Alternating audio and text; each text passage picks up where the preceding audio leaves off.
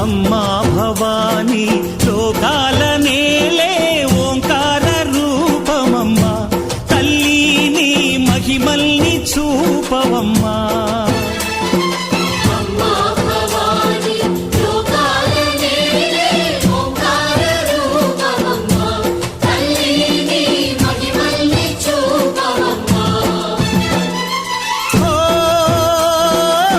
సృష్టికే దీపమా, శక్తికే మూలమా, సింహరథమే నీదమ్మా.